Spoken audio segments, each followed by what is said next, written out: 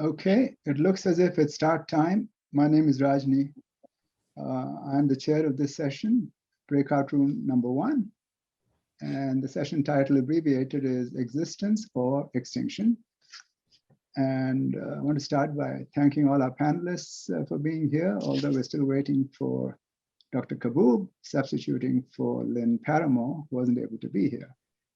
I want to thank Ariane and Danielle and the AHE for including our panel and for seeing merit in it, and I hope we live up to that. I will just quickly introduce Ravi Batra, if you can wave, please, from Southern Methodist. Genevieve Vaughn, international feminist. What's the full title, Genevieve? International Feminist for a Gift Economy. For a Gift Economy. Rosalind Fuller from the Solonian Democracy Institute. I hope I got that right. And Dr. Kaboub from Denison, who apparently has not joined us yet.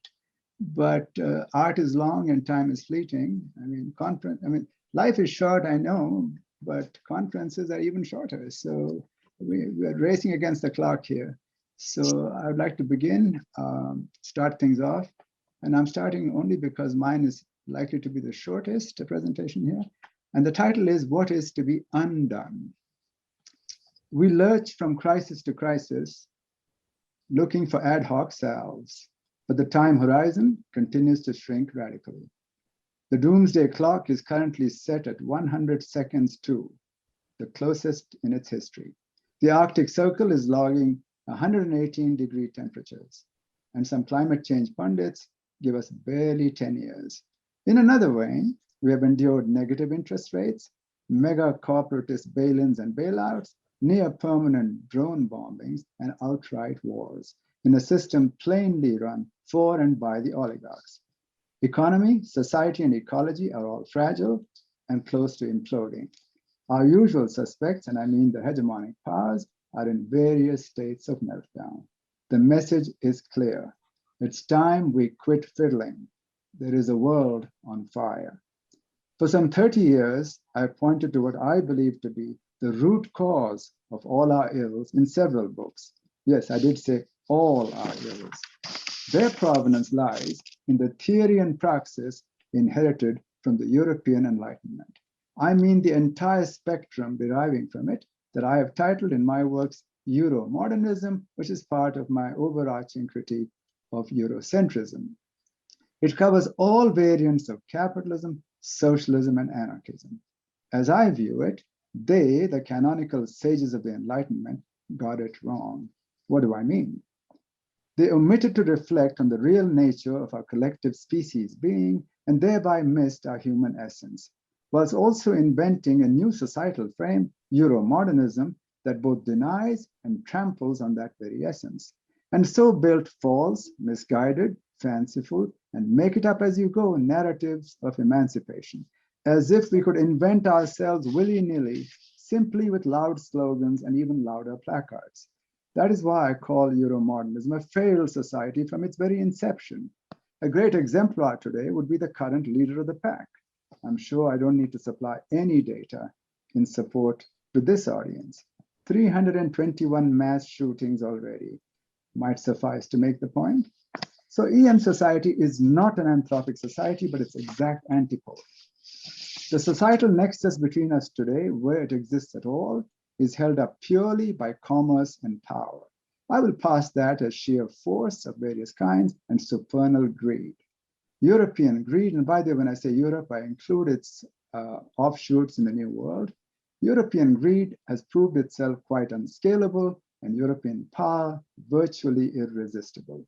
That incendiary combination, imposed on the world as the only game in town, is the epistemic and ontic basis of all our spectacular devolutions. Let there be no doubt.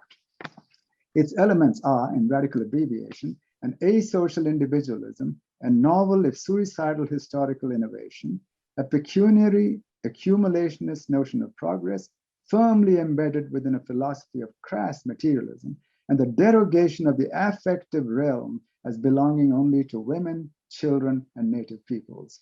However, society, as tribal formations illustrate, is an organic entity and, like the family, is secured by affective ties. Specious, grandiose, and asocial notions of equality, liberty, even democracy, the ruling shibboleths of our time, were little more than canny stratagems corresponding to the needs of the emergent nouvelle ruling elites of the time and drawn from pure ether, not from our lived social experience. The human family, the bedrock foundation of human society, exhibits none of these elements, make careful note, and yet gives to each of us a unique sanctuary par excellence, worth a dozen imagined utopias. We can yet learn from tribal formations. A tribe is but an extended family, to know what our species' essence is. Or you can learn it from the newest microeconomics textbook. The choice is yours. Choose well.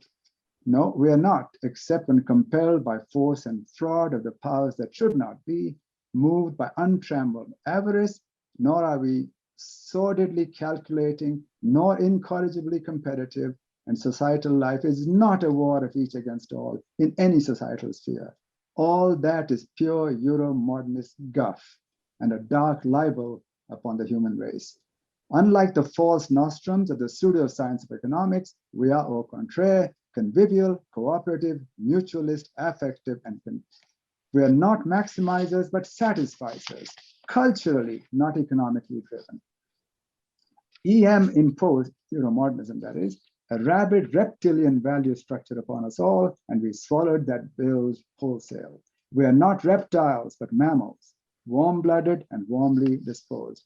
Time we doff that ugly, hideous Euromodernist shell. Significantly, the notion of utopia appears in European discourse directly with the onset of modernism. No wonder. It is a hapless cri de coeur, bemoaning the grievous loss by erosion of our real human societal identity. If the notion of God represents relief from all our griefs, utopia signifies rescue from all our ills, but it is wholly gratuitous. Real social life does not need any such meretricious chimera. Our tribal essence is steeped deeply in affinity, affection, and mutuality. We still express that at home with kith and kin, but dare not affect that without. EM forbids it, you see, and so we remain miserably alienated from our own human nature. So what is to be undone is simple. We must consciously, as a first step, disengage from any and all Euromodernist protocols in economy and society and rediscover who we really are. Instinctively, we know the real founts of our welfare. No instruction manuals are needed. No complex algorithms need to be mastered. We need to again found Gemeinschaft entities rather than Gesellschaft formations, small micro communities that reject, bypass the domination of nation, state, and empire. In face-to-face relations of kindred and mutual aid within a supportive domain of community norms, where we thrive as a species and where we exhibit our true, real human nature. It will resuscitate our humanity and help us rediscover our lost promise. So we need to be rid of capitalism and socialism and all such imposed isms that have derailed us at enormous societal and ecological cost. We cannot reinvent who we are. That is the cardinal error of Euromodernist thinking. Rather, we can only realize who we are. And that will return us to the antic genius of that sympathy of life that is part of our innate species being, as both Adam Smith and Rousseau understood a very long time ago. As with tribal formations of yore, that are stellar exemplars of our ineffable communitarian essence. I've done several books on this theme that explain the above ideas. I'll list but three here: Breaking with the Enlightenment, 1997, Against Eurocentrism, 2005, and Farewell to Modernism, 2017. Have a peruse if you're so inclined and see if you agree. And if you do, start to do something about it. No, teaching yet another microeconomics class, I regret, only brings us further closer to imminent and irreversible doom. It is indeed time to take the con out of econ. Economics is no more than the crown jewel of the hegemonic ideology of Euromodernism. That is why it bags a Nobel Prize. Now there's money for nothing. We need to, nay, we must reseed the human project. It is possible, necessary, even imperative. If we fail, we go the way of the dodo and the dinosaur. Nature, I dare say, is unlikely to shed a tear. Thank you.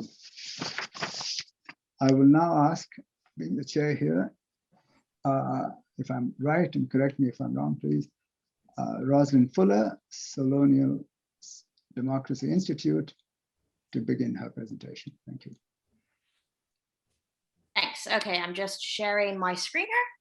So today I'm going to talk about a topic that may not be widespread in the mainstream yet, but has gained particular relevance in my field, and that is the use of sortition as a means of conducting politics. And in this particular context, sortition means selecting political actors via lottery. So in other words, one acquires political agency not by birthright, but via the lottery. Those who are selected have this agency, and those who are not selected don't. And there are many different categories and aims of sortition in this political sense. Some advocate for sortition to be used only to select people to act in an advisory capacity to government, but other more extreme versions aim for it to replace all forms of public decision-making. The motivations behind sortition are also varied, but they include a wish to prevent corruption, to increase representation of ordinary citizens, to prevent uninformed decision-making, and to break gridlock in politics. One of the key arguments often made in favor of sortition is that it is based on the ancient Greek form of democracy in which ordinary people had a meaningful share in ruling. What all forms of modern sortition have in common is that they advocate selecting small numbers of citizens to participate. These are usually called citizens' juries or citizens' assemblies. The members of these juries are, like conventional trial juries, called to meet together at a specific place, usually over multiple weekends. There, the selected members are presented with information by selected experts and advocates of various causes. They discuss these options, generally in facilitated groups, and then they vote on various recommendations. Whether or not such recommendations are intended to be binding, however, sortition is deeply flawed and cannot, even theoretically, lead to the many goods its advocates hope to achieve. For one thing, modern sortition does not find a historical precedent in ancient Greek democracy, and there are good reasons for this. For a group of people allegedly concerned about misinformation, modern sortitionists fail to distinguish between legislative, executive, and judicial functions, both in the ancient and modern world. Legislating is not, and never was, a trial process based upon the examination of what sortitionists believe to be evidence. The purpose of a trial, and the reason it's often conducted by jury in English-speaking countries, is that trials involve an attempt to guess the unknowable. Trials are not conducted on the basis of certainty. They're conducted on the principle of proving something, usually guilt, beyond reasonable doubt. Juries attempt to weigh evidence regarding whether a specific, discrete event, such as a murder, occurred in the specific manner that it's said to have occurred. Because, no matter how much evidence is adduced, this is something no one can know with absolute certainty. One doubter is often enough to obtain an acquittal. In the ancient world, trials were also about determining whether the person on trial had violated the traditions and customs of the society. Legislation, on the other hand, is not about weighing evidence to guess what happened. Legislation is about determining the future rules of society. Courts may ask what happened, or at most, is this in line with our pre-agreed rules? But legislation asks, how should things be? This is a matter that is to a much higher degree about opinion, personal interest, and approximate forecasts about the future. It's of a much wider scope than the particular limited past events that juries examine. A legislature may determine that killing may be permitted in cases of self-defense, for example. A jury may only examine if the precise defendant was indeed defending themselves when the, again, precise crime occurred. This is a completely different level of decision. The power exercised by juries, if very important to the defendant, is societally extremely limited to specific, well-defined tasks. This is not an original power, but a delegated power. And this is important because it means that the original power continues to reside with the people who are able to use it on an at least formally equal basis. Relatively small numbers of Greek citizens were also not randomly called to do anything in ancient democracies, except to serve as magistrates. Modern sortitionists, again, curiously for people so concerned about misinformation, believe these officials to have been the same as officials today. Again, this is incorrect. Ancient officials had only minor powers to execute decisions made by the assembly, where every citizen had a vote. Moreover, their actions were regularly reviewed and examined in the assembly. This use of sortition for near powerless executive tasks was indeed an important component of ancient Athenian democracy. It is, however, entirely different than the proposed use cases of modern sortition, which revolve around making or at least influencing legislation. Ancient sortition gave people duties rather than power. Modern sortitionists propose that those selected by lot be given political power. In fact, they often try to entice people to participate in these exercises with laudatory praises of how important and powerful they'll be. This is a problem. When an official in Athens was selected by lot, for example, to keep the streets clean or collect on public bills, this did not deprive any other person of the opportunity to table or vote on legislation describing how this should be done, or to bring a complaint about how the magistrate was fulfilling their duties. The purpose was never to prevent people, either individually or collectively, from controlling said magistrate. Modern sortition is, however, focused on exclusion. Modern sortitionists often explicitly refuse to make use of technology that would allow a wider group of citizens to participate, insisting it be limited to a small group of people, typically between 100 and 500 participants. This is usually less than 1/10,000th of the population entitled to participate. While this is particularly concerning when assembly decisions are intended to be binding, it's also problematic even in cases where only recommendations are made. It's a cornerstone of democracy that each citizen has an equal right to participate in politics. If a citizen is not given a spot on an assembly, they're deprived of that right. Sortitionists seek to argue that citizens must have a chance to participate, not guaranteed to win their seats. We strive only to keep their chances fair. This, however, is a false argument. While politicians are not guaranteed to win their seats, citizens are guaranteed to have the opportunity to vote. A politician's chance does not depend on fate, but rather on the will of these citizens. Indeed, there's no chance at all involved in this process. In reality, voters are legally guaranteed a vote, that is, a right to determine who their representative should be, and representatives are forced to compete with one another for those votes. All voters also have the legally guaranteed right to run for office. They merely do not have the right to force other voters to choose them. Moreover, citizens have all kinds of other rights at their disposal, which they would lose under a sortition process. Sortitionists thus propose to replace multiple kinds of legal right to participation with one chance at participating, which is itself extremely low, on a completely unaccountable body. There are huge problems with equality and effectiveness of modern political participation, which I've detailed more than anyone. But getting rid of these equal rights and replacing them with the chance to be a tyrant isn't going to make things better. This privileges the participation of some chosen citizens over others, and thus, no matter how banal the matter at hand, is a complete negation of the principle of political equality and one person, one vote. Perhaps worse than this, sortition is not intended to be majority rule. Its core component of sortition's philosophy that the public is misinformed on a wide variety of issues. Only by deliberation under the careful guidance of experts can ordinary people come to realize their own true interests. Sortitionists thus generally celebrate when citizen assemblies come to different conclusions than the general population, and view this as proof that they work. This deeply contravenes the concepts of human dignity and self-determination, and seeks to force citizens to blindly obey what they disagree with on the basis that their thoughts and needs are unworthy. Needless to say, centralizing decision-making in such small bodies, in many cases smaller than current parliamentary bodies, will facilitate corruption. In fact, one of the key components of sortition is to disallow more than 99% of citizens, that is, natural persons, from participating, but to invite lobbyist groups and NGOs, which rightly do not have the right to vote, into the process. Humans are out and organizations are in.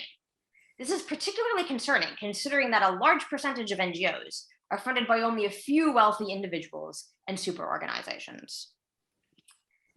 Sortition is not designed to empower people. It involves, after all, almost no people. It is designed to disempower them. Sortitionists often take issue with whom they call the usual suspects, people and grassroots groups who push themselves forward to participate. For example, an anti-nuclear group may constantly protest the building of a nuclear power plant in a certain area and dominate public participation processes on this point. It is, of course, fair to ask if such a group truly enjoys popular support, and to seek to engage the entire population in such decisions. However, it's also easy to see how special interests would benefit from a process that prevents such groups, sometimes composed of deeply interested local citizens, from organizing against their preferred policies by insisting on random public participation instead. Sortitionists often pride themselves on including completely politically disinterested citizens.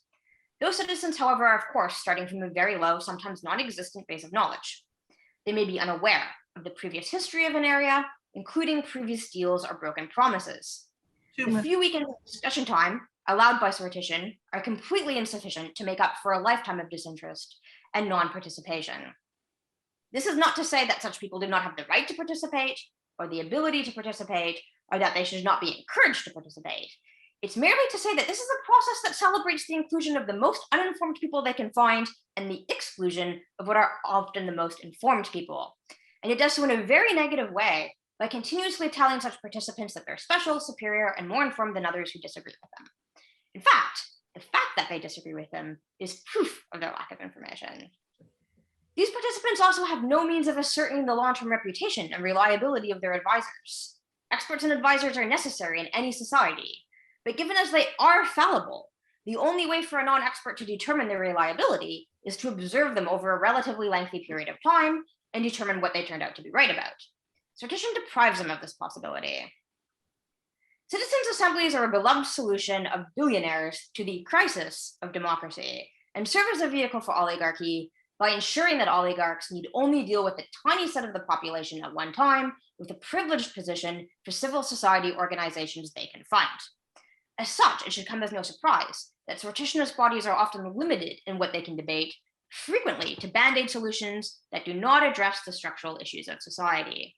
By limiting discussion to small numbers of people in short timeframes, it can be assured that only small, piecemeal solutions are ever resolved upon, as the ability to think across multidimensional issues or demand solutions contingent upon other solutions does not exist. These are only a few of the shortcomings of modern sortition as a political process. However, it's very concerning that such a deeply anti-democratic and inegalitarian process that is based on so much misinformation has become so beloved of political commentators and academics who seek to prevent outcomes they dislike from materializing by any means necessary. Thank you. Thank you, Roz. Before calling upon Genevieve to speak, I must apologize. I forgot to mention that Diane Weidenkopf is helping us as the technical resource person, and she has chosen to remain invisible. So I just want to mention that. So now I'll ask Genevieve to please start us. Okay, thank you so much for having me. Although humans seem to be destroying the planet, I believe we are actually a viable and beneficent species that must have made some basic long-term mistake. For many years, my work has been an attempt to find out what this mistake is. There are several glaring anomalies that any visitor from another planet might see. The oppression of the female half of the species, the disparity between rich and poor, and the individual and collective murderous violence justified by gender, race, religion, class, all the intersectionalities.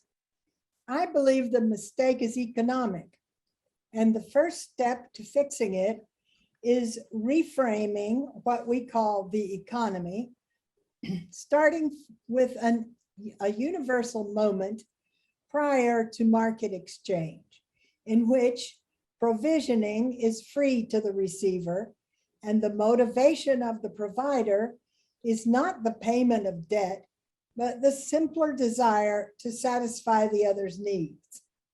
This is the maternal moment in every life, early childhood, when detailed and long-term care by someone is necessary for the survival of the child.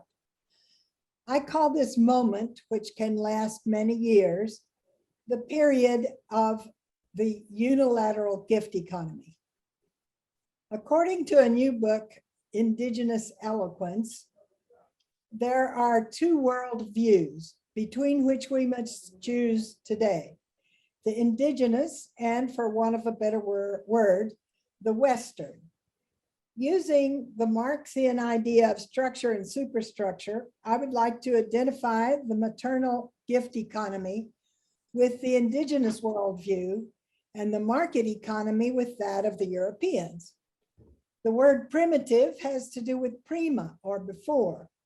This prima has to do with a human timeline of hunter-gatherer societies before market and capitalism, where childcare, according to Darsha Narvaez, was centrally integrated in the group life during 99% of human genus history. However, the maternal economy is not located only in indigenous and matricentric societies. It also has to exist first, always and everywhere, with provisioning and care at the beginning of every human life. Otherwise, the children die. This is also the case in our patriarchal capitalist societies. In the period before children begin to learn about and are able to practice quid pro quo exchange, an ability that starts around 3 years of age. Infant care imposes the unilateral satisfaction of needs by motherers, birth motherers or others, because children cannot give back an equivalent for what they receive. In Marcel Maus's idea of the gift economy, relationships are created through giving, receiving, and giving back. However, maternal giving and receiving already creates human relations with children without a return gift. I affirm that free unilateral gifting is a mode of distribution that is as important as is quid pro quo exchange, and that it constitutes an alternative to the market with which it coexists. In fact, the introduction of the unilateral maternal gift into the semantic field of economy already diminishes the market's conceptual hegemony, which is part of its practical hegemony. The idea of the maternal gift economy allows us to understand the domestic sphere in capitalism as having an economy of its own in continuity with indigenous gift economies, which, like the market economy, like all economies, has to have free gifting by motherers to children in the early years. While the adult indigenous economies continue as an unbroken progression of early maternal nurturing economy, our adult Western capitalist economy has become parasitic upon the maternal economy by the generalized practice of quid pro quo exchange. In capitalism, the maternal economy coexists with the market, though it is eclipsed and exploited by it. While in indigenous societies, giving and receiving remain fundamental, not only in the economy, but in cultural practices of gifting and in values of generosity, gratitude, and giftedness, and a consideration of both the individual and the group as having bountifully received from Mother Earth in relation with other species. The unilateral gift comes first in every life in the womb and throughout the early years. Recent interpersonal neurobiology and epigenetic research have chronicled infancy in a new way, demonstrating the crucial importance of the mother-child relation for the formation of the brain, the mind, and the self, all of which takes place under the auspices of the unilateral gift economy. Babies receive the gifts of nurturing, but also of perception and later of language, play, and exploration. The interaction of giving and receiving constitutes an original logic, the basic operating system for participating in and understanding life.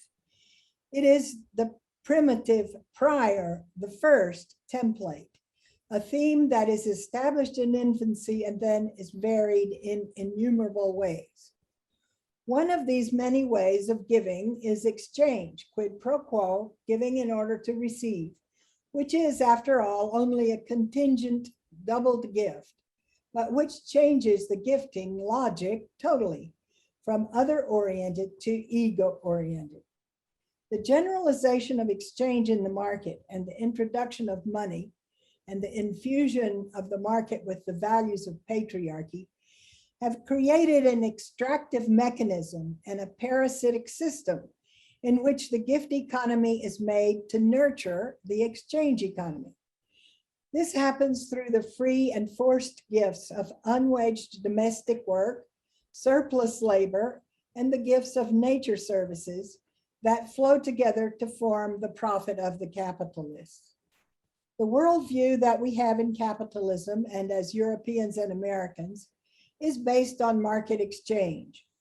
Starting from the economy of the second step, rather than from that of the gift, the first step, we are continually creating a flawed framework of understanding and values that reward the taking of gifts and validate aggressive dominant behaviors and personalities, wars, subterfuge, lies, greed, hierarchies, and of course, misogyny, the framing of gifting women as lesser.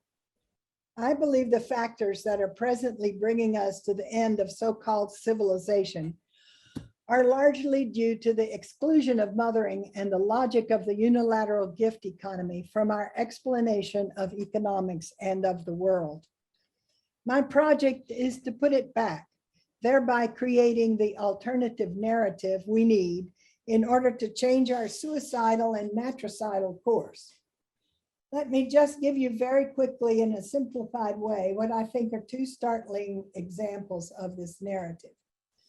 Not only is exchange a variation on gifting, but exchange value is a variation on what I call gift value, which is attributed interpersonally by implication. In fact, if the receiver, the vulnerable child herself, had not been valuable to the giver would not have given to her to satisfy her needs. This implication, this implication is often registered in the receiver as self-esteem. I believe that the gifts that are forced from the giver but free to the receiver, given upwards through exploitation, still imply the value of the exploiters who receive them. The more one has, the more one has been given, and the more value is implied.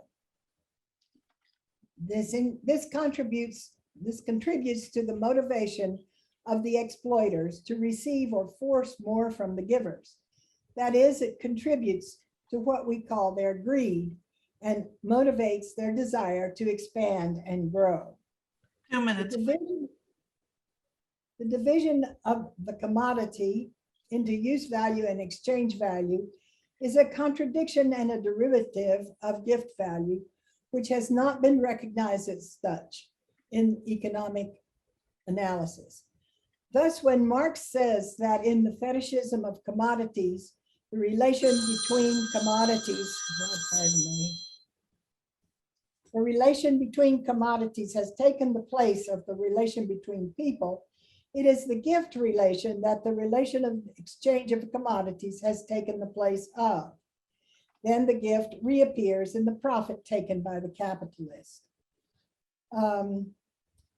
I don't really have time to go on, except that I would like to just talk about, for 1 second, about the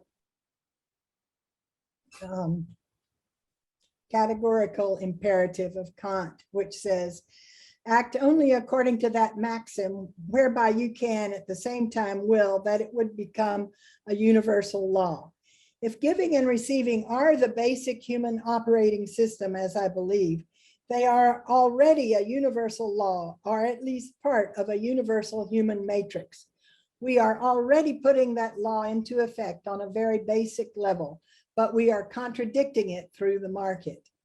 And the second formulation, act in such a way that you treat humanity, whether in your own person or in the person of any other, never merely as a means to an end, but also at the same time an end.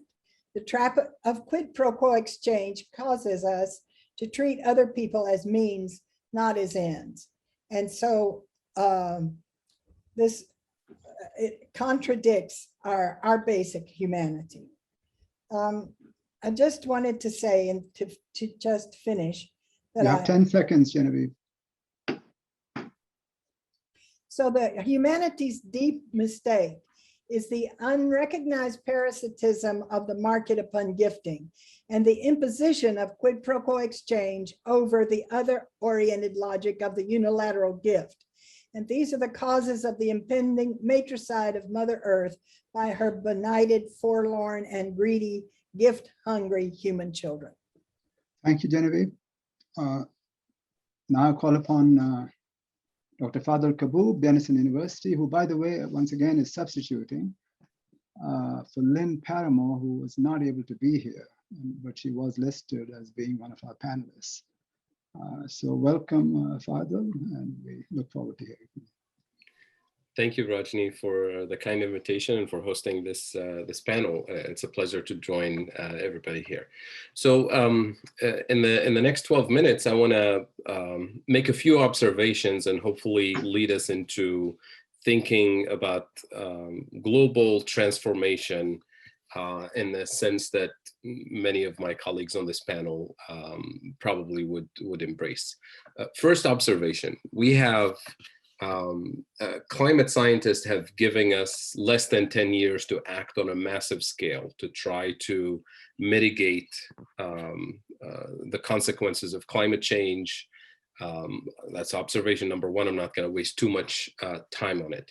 This requires a massive amount of financial resources, technical resources, to deal with the consequences of climate change. So this puts kind of money on the table in terms of who's going to pay for it, where is the money going to come from, who are we going to tax, who are we going to borrow from. This is kind of where the mainstream of the economics profession frames the narrative as the finances are the problem, and the only way to pay for things is either to tax somebody or to borrow from somebody in order to pay for it. Let me add another observation to this. When you take the global financial flows and you divide the world into global south and global north, rich versus poor countries, let's say, and you net out all the financial transactions, including foreign direct investment, interest payments, trade, charity, aid, you name it, all the financial transactions, annually, the net amount of money that is moving globally between rich and poor countries is $2 trillion annually, moving from the poorest countries to the richest countries. So money is flowing in the wrong direction, and it's not a fluke. This has been consistent for the last several decades, and this has been growing. When I first started looking at this maybe 20 years ago, the number was more like $500 billion. Now it's $2 trillion. In 5 years, if we don't do anything about this, probably the number will be 5, 6, maybe $10 trillion, who knows. This is the result of a colonial and neo-colonial extractive system.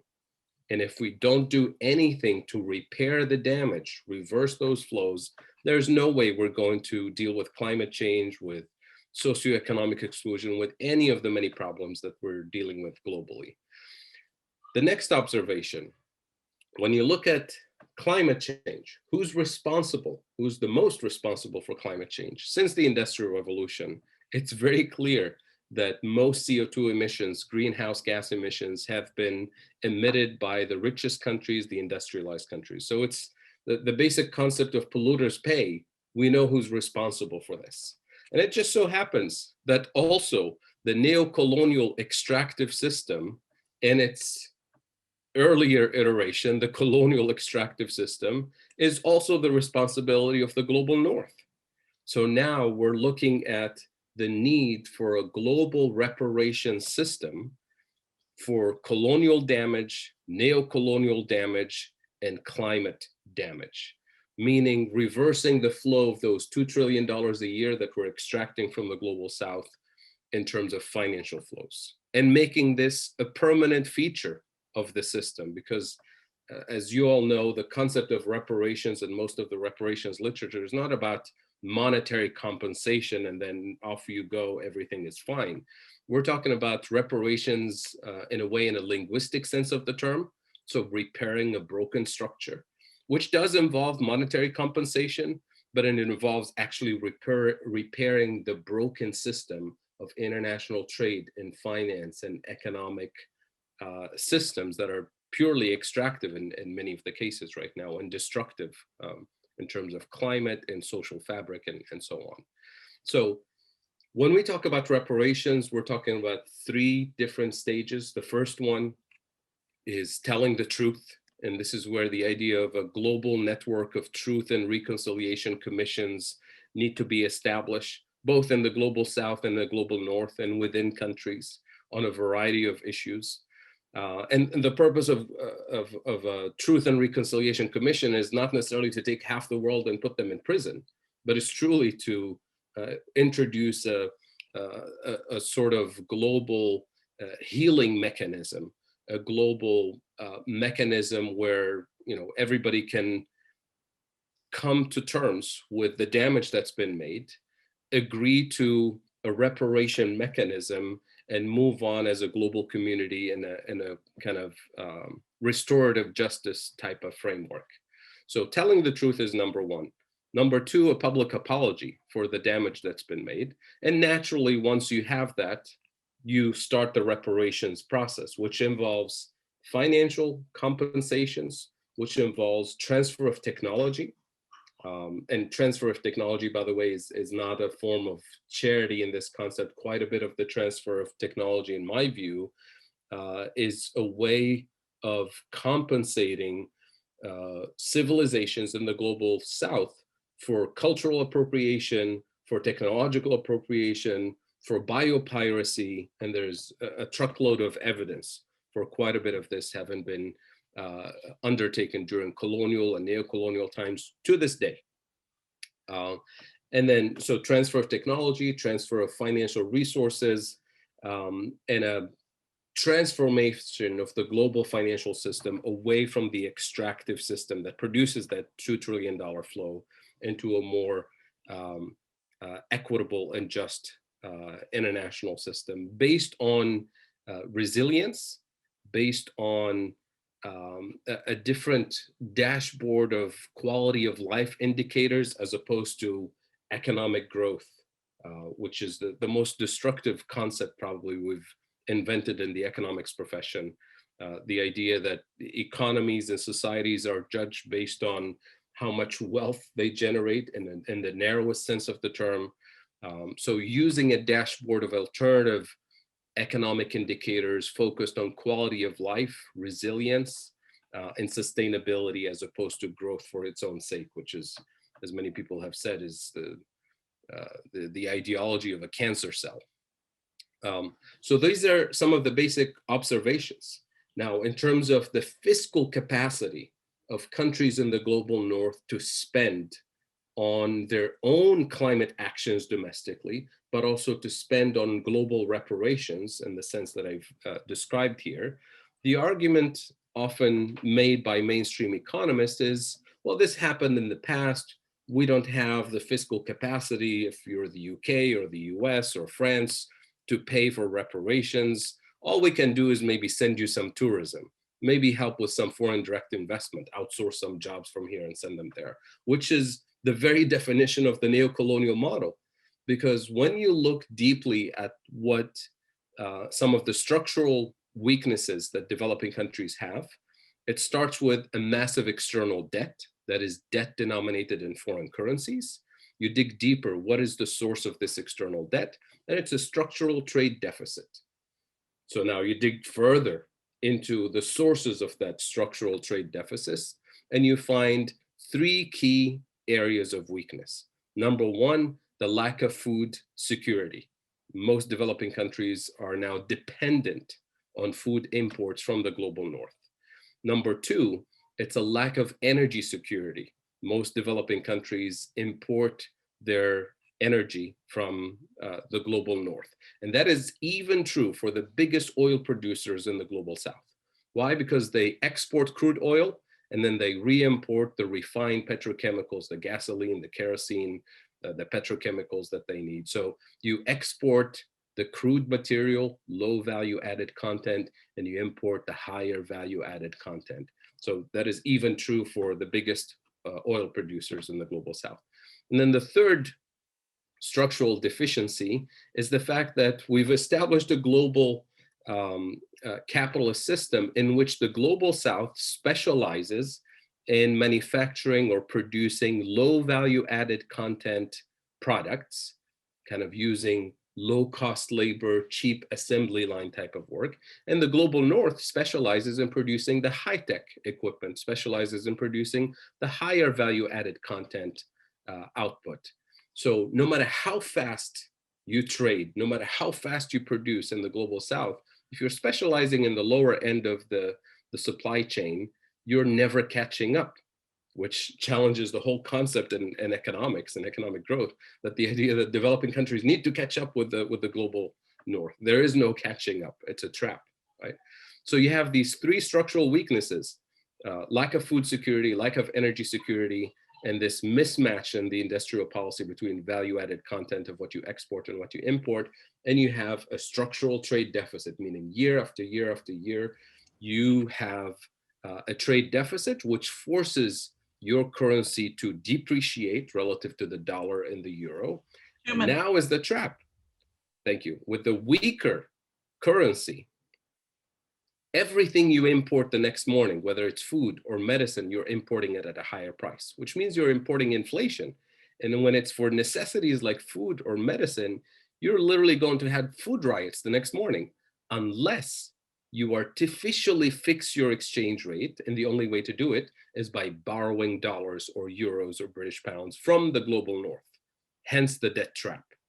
And because this is structural, this goes on decade after decade after decade. And the only thing you can do is these band-aid solutions of more external debt, which comes with strings attached. The other kind of series of economic policies that they would suggest for you are also traps. They say, bring more tourism, you'll generate more dollars. Well, guess what? The more tourism you have, the more food you have to import for them, the more energy you have to import for them. Well, bring foreign direct investment, accelerate your exports. You're still within the same trap, right? So these are the traps that we need to escape. And the only way to do this is by a true global truth and reconciliation commission focused on climate and colonial reparations. And the global north, the advantage that the global north has today is that it does have the fiscal capacity to do it, and it does have the technical capacity to do it. And we should emphasize that it does have the legal and moral and ethical responsibility to do it. And with that, I'll just stop here, and I'll post in the chat a few links if people are interested in some of these arguments, and I'll put my email in case people want to reach me. And I'm happy to answer questions during Q&A. Thank you, Fadl. Thank you. Now I'll ask Ravi Batra to join us, Southern Methodist University. All right. My subject today is US economic history and the social cycle. And this essay is very appropriate today because we have the coronavirus, a lot of uncertainty, gloom and doom. But the message of this subject is very optimistic. Okay, let me first of all tell you what the theory is. The theory is offered by my late teacher, Mr. P.R. Sarkar. And he says there are only three possible sources of political power. Fundamentally, there are three possible sources of political power. One is the military, the other is the human intellect, and the third is money or wealth. So this is not controversial at all. But then he says something that society, civilizations move first of all in the era of the military. That's the era of warriors or military. Then they go into the era of intellectuals or the priesthood, intellectuals in the guise of priesthood. And finally, they go into the era of the wealthy, the money cycle. And then the wealthy era creates so much poverty and degradation in society that the end result is a huge social revolution. And then after that, the warriors start again, then followed by the intellectuals, again followed by the wealthy, and so on and on. This way, the cycle keeps going on and on. All through history, it has been going on. And so the history is like weather. Weather has cycles. We know winters are cold, summers are hot, things like that. So historians find it very difficult to believe this law of social cycle, because how can you possibly say that history follows a set pattern? Very difficult to believe. But US economic history now, I have found that there are some patterns in the American economic history which support Sarkar's cycle. If you look clearly, deeply, you find that in American history, from the 1750s till today, there is a cycle of inflation. Every third decade has been the cycle of inflation, has been the peak decade of inflation. In other words, in the 1700s, for instance, one peak occurred in the 1770s, the next peak occurred in the 1800s, followed by another peak in the 1830s, then another peak in the 1860s, on and on. In this decade, the peak inflationary decade occurred in 1910, 1940s, 1970s, 2000s, and so on and on. It keeps on going. The cycle is there. And I have plotted the data in a paper, and I'll send the paper to you, all of you, after this is done. And the data is saying that every third decade is the peak decade of inflation. Then we all know that inflation is controlled by money growth. If money growth is high, inflation is high. So if there is a cycle of inflation, and if the theory is correct, money growth should also have a cycle on the same parallel cycle. And that's what also we find in history.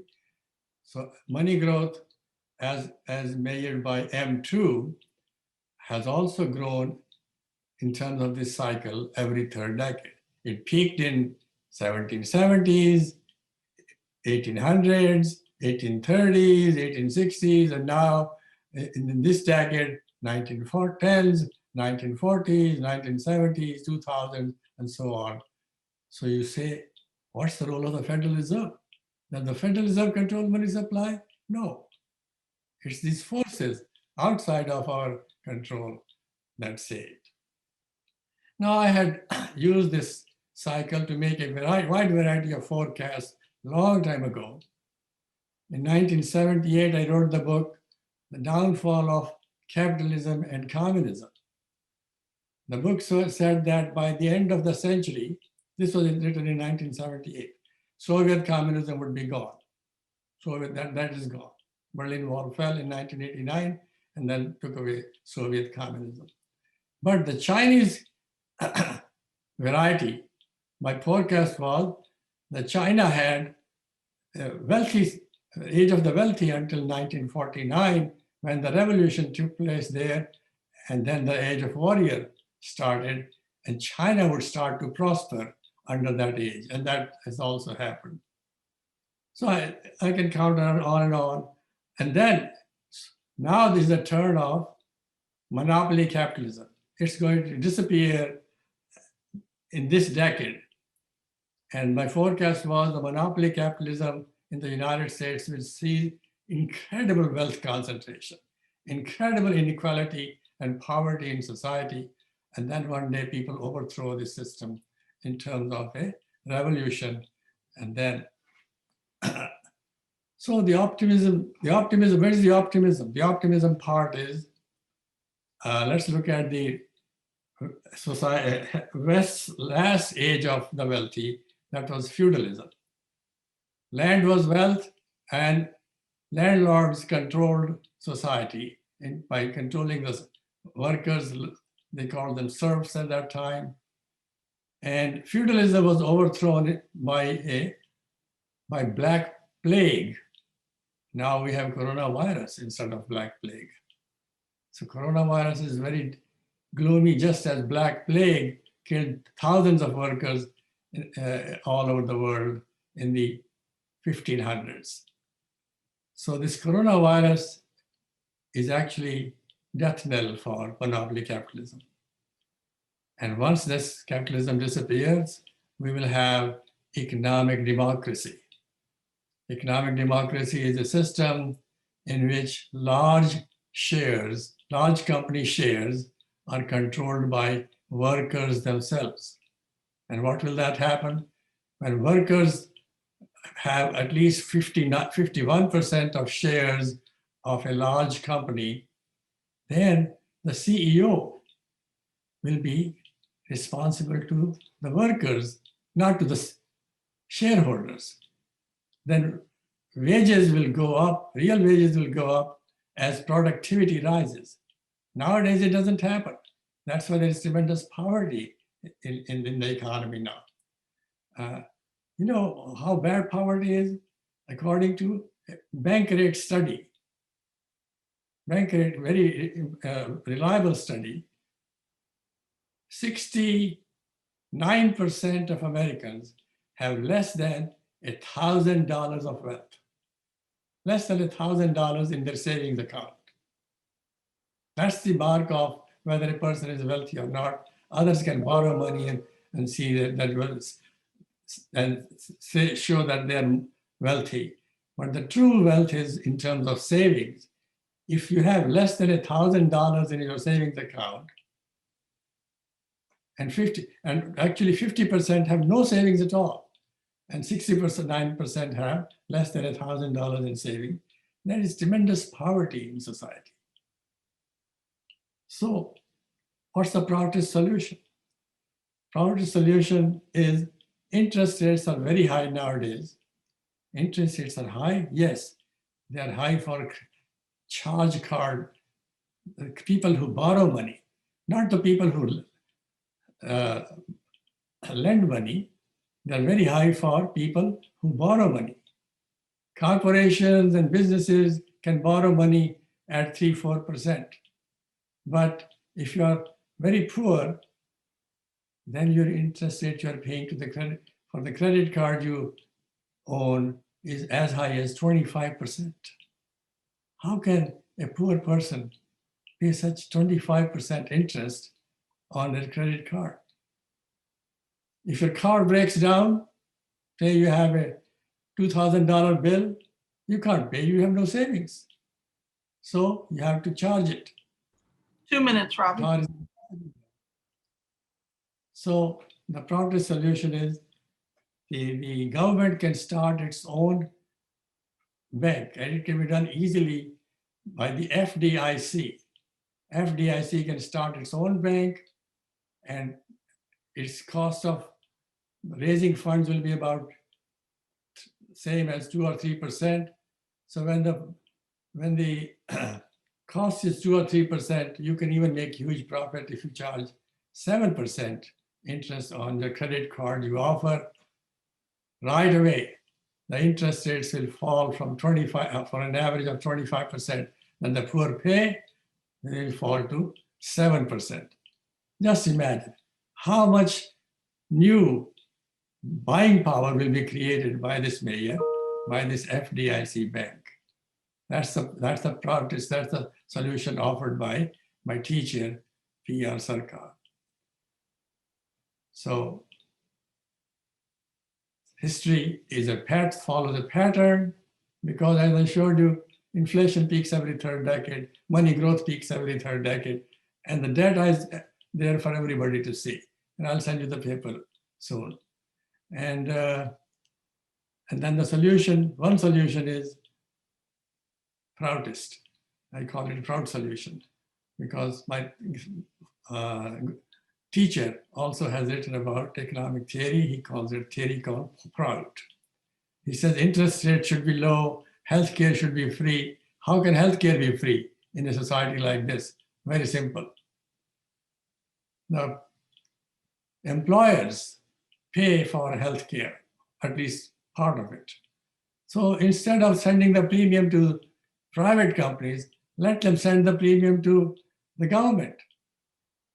Once you don't need to raise any taxes at all, as Bernie Sanders would do. No rise.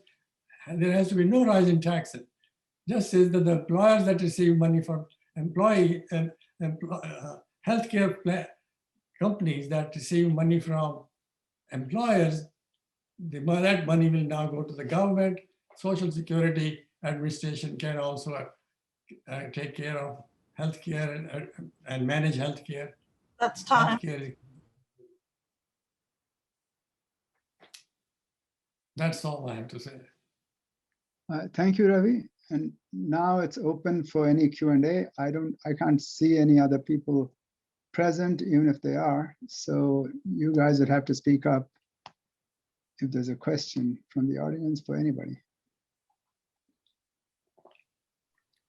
Well, Rajni, may I start with a quick comment on something that Ravi said in his presentation. Please. Yeah. So Ravi, if I may take issue with your theory of inflation, with your statements about inflation, the idea that money growth automatically produces inflation has been dismissed in the last decade, at least, even by mainstream economists. If I may share my screen just for 1 second. To show you, this is the Federal Reserve Bank saying we basically have no reliable theory of inflation. And number two, this is the European Central Bank inflation forecast based on the standard approach to economics versus what real inflation is.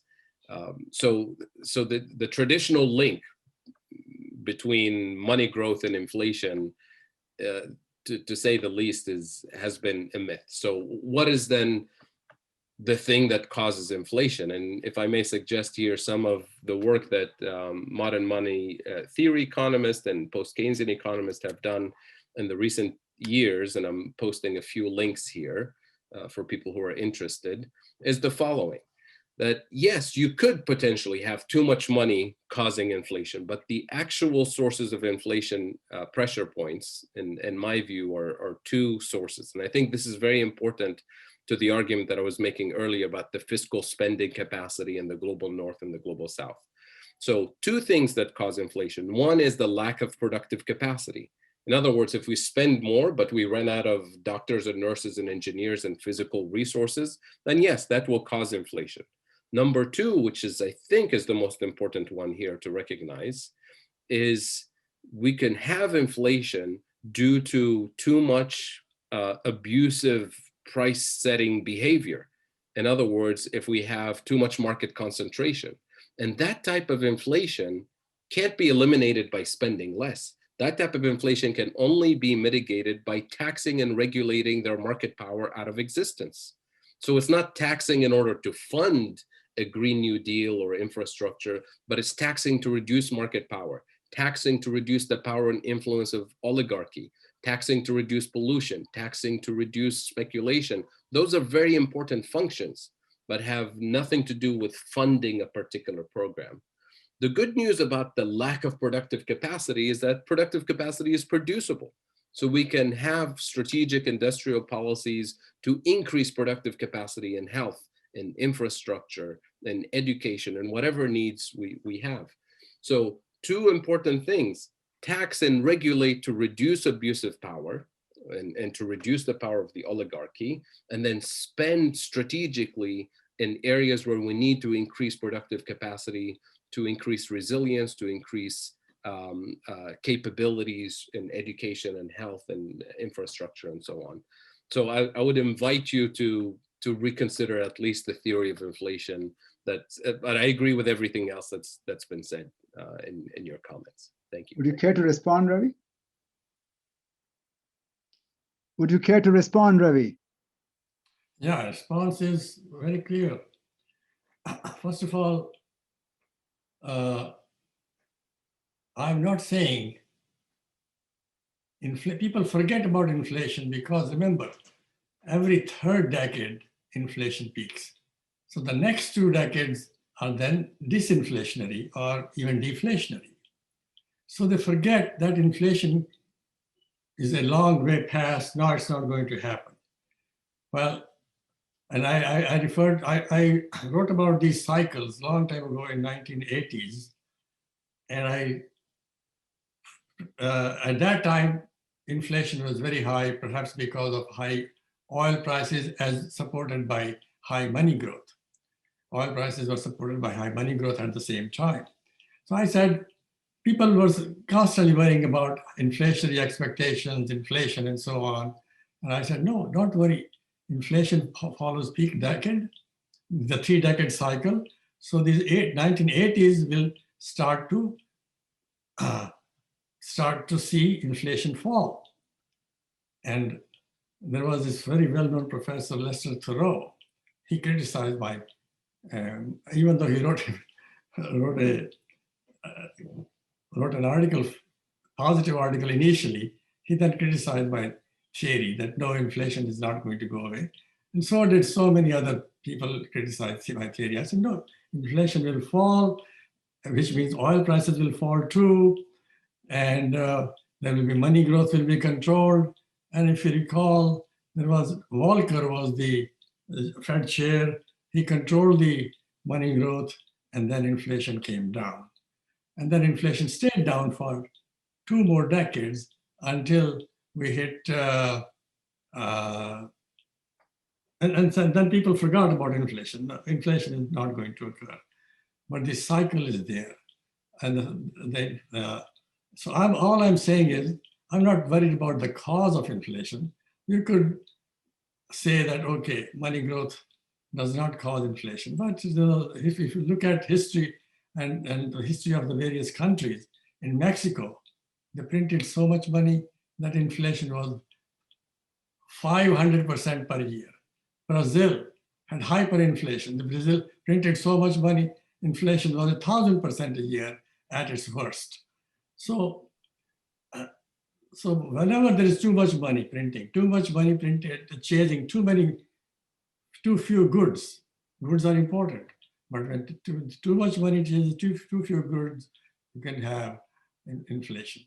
And that's all I'm saying. But right now, inflation is not there because it is not the peak decade of inflation. Next decade will be the peak decade of inflation. So people forget that inflation is going to, can occur. And when they forget, they say, oh no, there is no inflation at all. Inflation doesn't matter. So whether money growth does, or oil does, or there are other forces also, but money growth has proved to be the predominant force in controlling inflation. After all, if there is not that much money, as Volcker proved it, how can there be inflation? Just one comment before I ask Fadil if he has any comment on what Ravi is saying. I believe the actual rate of inflation right now is between 10 and 12%, not the official 1 or 2%, which is the official line. But anyway, it doesn't matter. Fadil, please go ahead if you have anything more to add to this. Well, it is maybe 10 and 12% right now. Coronavirus has something to do with it, but it's not as it was even in the US, 15 to 20% in the 1980s, early 80s. Correct. And coronavirus has a lot to do with these rising prices because food supply especially is low and food prices are rising very high. We can all tell. By the way, Rajni, I like your shirt. Thank you. Well, actually, the supply constraints are very real. As you know, there's a shortage of microchips. And so new car prices are going up because of that. So yeah, you're right about that. Father, any quick comments on what Ravi has said by way of, he obviously feels he has refuted your arguments. Yeah, I don't want to monopolize the discussion here around quickly, inflation, but I'll have to add a couple of comments. One is that the 1970s, I think the source of inflation is very important. I don't believe in kind of inflation cycles being similar to weather patterns. I believe that they always have, real sources. And in the 70s, it was the oil crisis, and it wasn't Volcker who made it go away with his austerity policies. It was the actual solution to the conflict in the Middle East, and OPEC agreeing to lower oil prices for the following decade.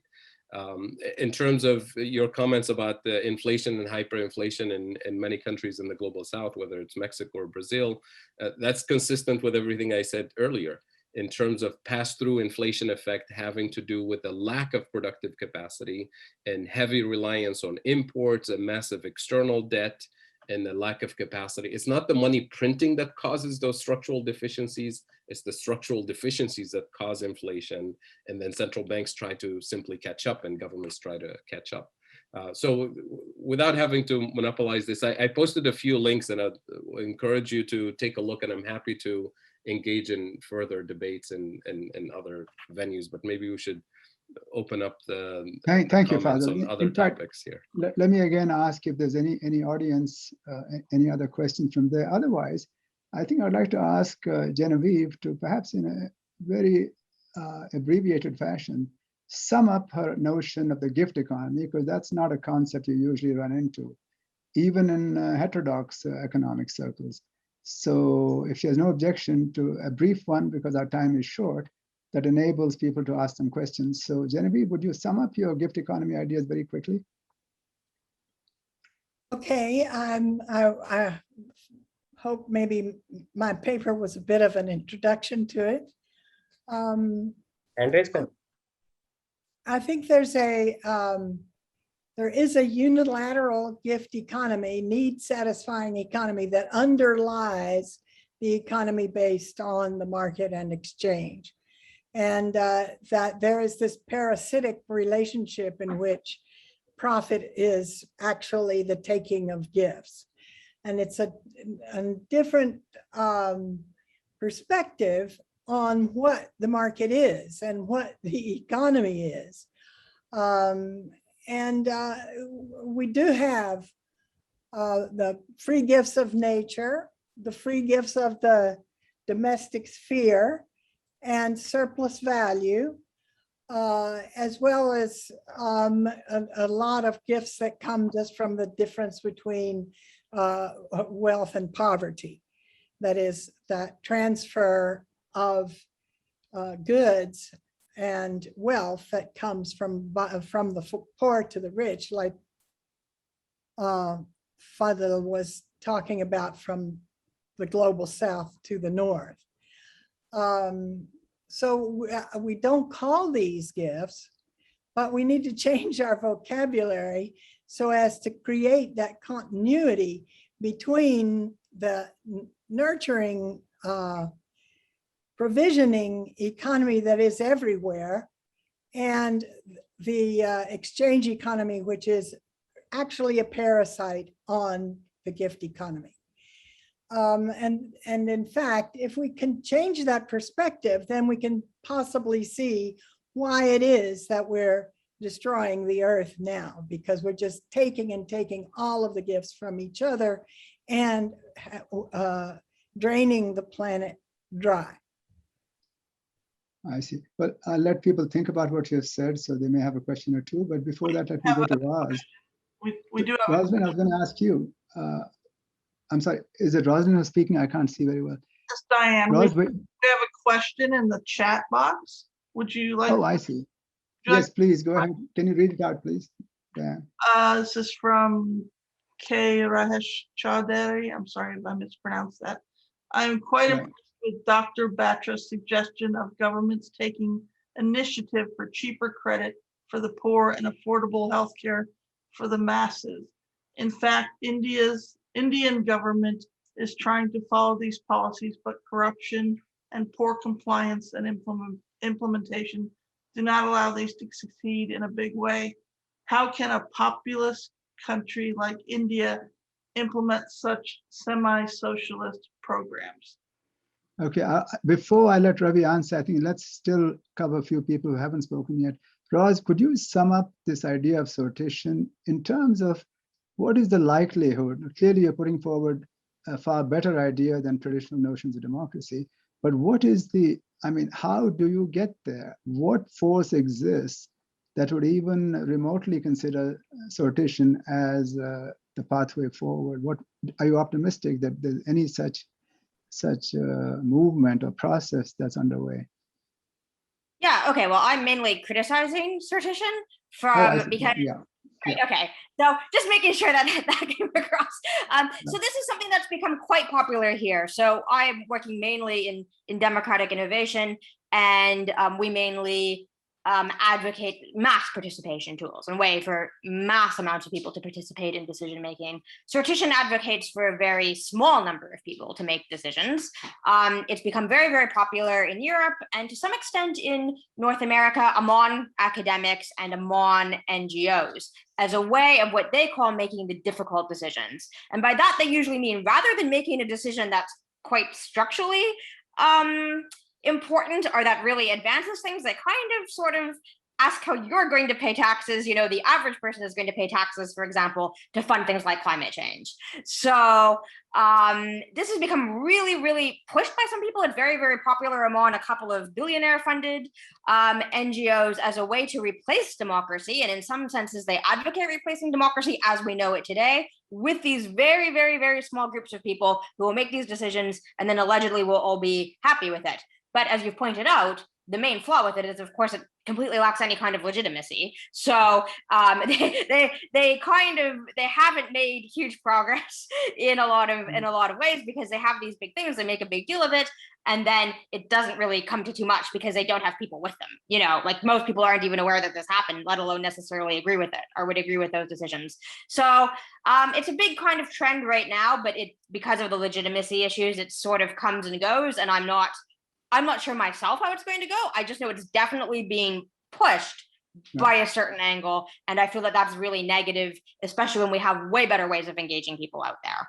So let me ask you a quick question then. Does democracy work anywhere right now in the way in which it's supposed to work? No, I don't think so. So it's not much better than sortition, at least as a practical issue. All right, I have one question for Genevieve, and then we can return to Rosalind, and then let Ravi answer that question from Mr. Chowdhury. And that is, how do we get to the gift economy, Genevieve? Just like any utopia, any project for amelioration, I think that's an important question. How do we get there? They're all attractive in terms of ideas. How do we get there? Well, I think that people are all,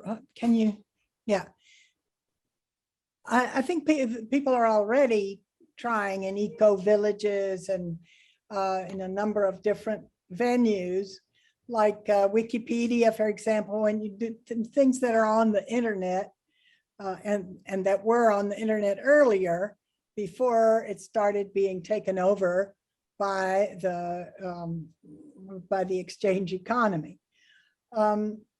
So there is quite a movement for social change that is already basing their activities on volunteerism, free giving and receiving, but nobody realizes it has anything to do with mothering. So that there's no basis in gender or in even ungendered childcare. Actually, it's the model of the mother, not the actual only practice by women. It's the model of the mother in front of the child, so that we are all brought up with this altruistic model in front of us. And that is how we gain our humanity in the beginning. And I believe even language is based on that and so on. So how do we get there is that we have to generalize and understand the idea of the gift economy based in mothering, since we all have mothers. Basically. I see. Thank you. Rosalind, you can now complete what you were going to say. Yeah, sorry. Yeah, I was gonna say that what we have now is better than sortition, because at least now we have, as I was saying in my presentation, you do have an equal right. You do have an acknowledgement that you're supposed to be able to participate equally. Yes, it's not in practice done very well. There's a lot of problems with that, but at the same time, it's still better than sortition, which would take away even that acknowledgement that you have an equal right to participate, and just hand it out to very, very small numbers of people. So I think it's moving backwards a lot rather than forwards. So it could be that while we talk about democracy, we actually live in an oligarchy, right? I mean, for the most part. Yeah, I would say we basically do. But I think I see sortition as a way of just kind of formalizing that oligarchy in a way, to some extent, like putting the stamp on it and calling it a day rather than trying to resist it in some fashion. Okay, great. So now we'll let Ravi answer the question from Mr. Chowdhury about I think the question, if I understood it, how does a populous country like India implement some of Ravi's ideas? Ravi, go ahead. Yeah, at least in the United States, there are antitrust laws, and the government is supposed to create competition among businesses, and monopoly capitalism does not let them do that. They buy out, buy votes. So they also do that in India. They buy votes. So the corruption and the rule of the wealthy makes it impossible to create any kind of meaningful reform. But fortunately, in the United States, US Congress cannot do anything. FDIC is under the control of the government. And FDIC can by law create a bank for three years. And if FDI charges very low interest rates on credit cards, everybody else will have to do the same thing. In India, the credit card interest charged by the likes of Citibank and Indian banks is about 40%, not 25%, which is what the highest here. In India, it is as high as 40%. In Brazil, you won't believe it. The credit card interest rate is 100%. And they are just sucking the poor dry. So if the government were to create competition, tell their central bank, create competition for the private banks, then the problem will be solved because it is part of their duty not to intervene in the economy, just to create competition. And competition is lacking, and that's why there's tremendous poverty. So in India, they can do the same thing. They can do the same thing anywhere in the world because these credit card companies are multinational companies. They charge very high rates everywhere. They are paying very low rates to the savers. Yes. I'm a saver, and I get less than 1% from the bank. And thank you, Ravi. Yeah, I think that probably goes far enough. Now, does Roz have anything else to say? If so, please. Yeah, sorry, I froze there. I lost you all for a while. No, I was good. I noted that there was a question about the public health care in India. Yeah, so I guess we got to that in Canada by one party took it on years and years and years ago, and they implemented it on a provincial level. And then it was very popular with a lot of people. There was a lot of resistance, but eventually a big party stole it and they mandated that it be implemented, but also not on a national level, on a subnational level. So still in Canada today, every province has their own healthcare system. It's not one healthcare system. But there was a lot of resistance to it in Canada at the time too. It was a hugely controversial issue. And my dad still remembers a time when there wasn't public health insurance. So it hasn't even been that long, really. But that was kind of how it worked, was by kind of one province proving it to be a really, really good idea, and then that being taken on eventually by a bigger party when it proved to be popular. So it should appear that if the government is serious, it can be done. Otherwise, it can't be done. Genevieve, anything else that you'd like to add about the gift economy, perhaps, and we might round off on that?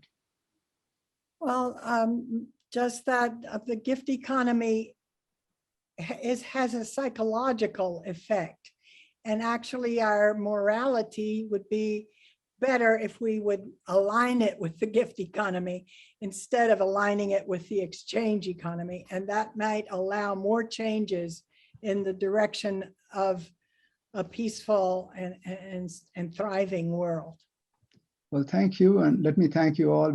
I think we're virtually out of time, so thank all of you for joining this panel and making it as interesting as it has been. And I'm told that it's being recorded by the AHE, so perhaps at some point they may wish to share it with us. So thank you, Fadil, for stepping in at the last minute so gallantly as you did. Much appreciated. And let's hope we all meet again at the ASSA, next year. Yeah. So I like your beard, Fadil. You have some gravitas now. Thank you. All right, then. Thank you. Let's all thank Diane for being the support person here behind the scenes. Thank you, Diane. Thank you, Diane. Thank you. Yeah. All right, then. So we thank the AHE for letting us join and wish them well with the conference. Thank you all. Thank you, Rajni. Be safe. Enjoy your summer.